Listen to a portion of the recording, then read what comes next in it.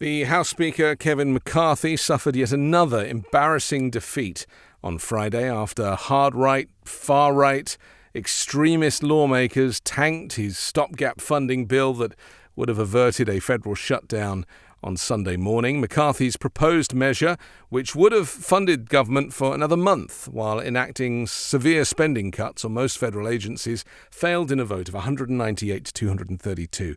21 Republicans joined Democrats in opposing the legislation. Well, with less than 36 hours before government funding lapses, McCarthy appeared to be out of options to prevent a shutdown.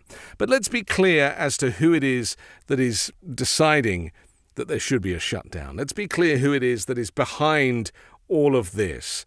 You know as well as I do that Donald Trump is the one who not just wants a government shutdown under Joe Biden's premiership, but is also very keen for this impeachment of Joe Biden.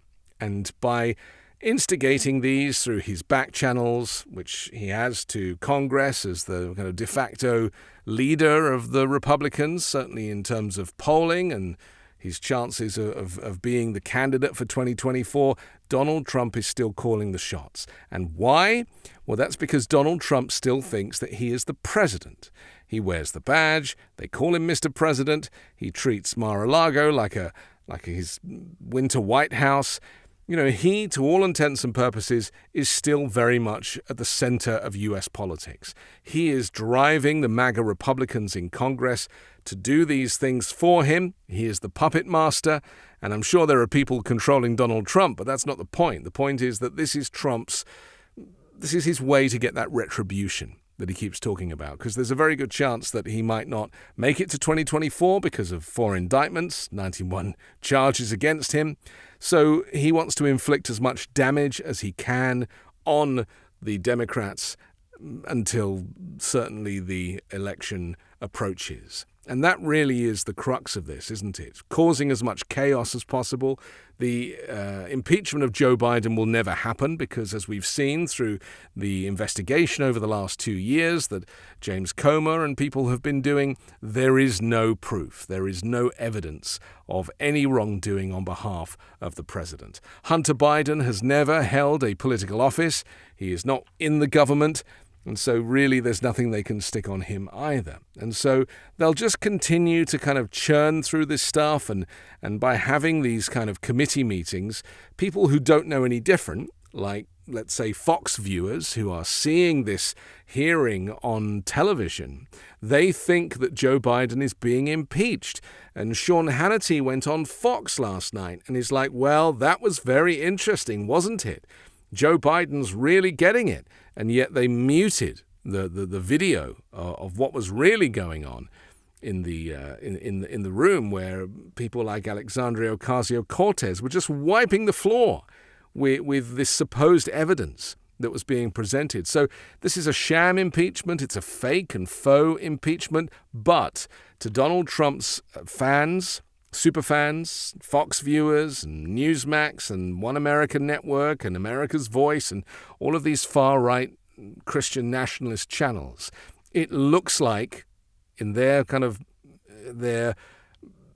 echo chamber of narrow information, it looks like Joe Biden is going through the impeachment process. And then that gets corroborated by these far-right TV hosts. So just imagine how it looks from people who do not look outside of the conservative news environment. And as far as they're concerned, you know, the government shutdown is Joe Biden's fault. Well, let's be clear. Joe Biden agreed a deal for the government shutdown back in the summer. To all intents and purposes, Republicans voted for it. They're in agreement. They had it all. It's just now the extremists in the party who have taken over the Republican Party are now calling the shots. Kevin McCarthy, as you know, sold his soul to the devil when he, after 16 votes to get him elected to the speaker role, he really kind of gave away any power that he had. So now he's just a lame duck and is very much having to be at the mercy of people like Marjorie Taylor Greene, who are leading the charge. They want to shut down the government. They don't care about federal workers. They don't care about the people that will suffer and go without pay and the knock-on effect and the cost to the economy. They don't care about that. They're doing it so that they can own the libs. That's all this is about, owning the libs and making Joe Biden look as bad as possible, when this has nothing to do with Joe Biden. He did his job back in the summer. So I just think it's important that we're very clear as to who is the mastermind of all of this. And unfortunately, the chaos that ensues with a sham impeachment of the president and a government shutdown at the same time, it gives the impression that Democrats are in disarray, when nothing could be further from the truth.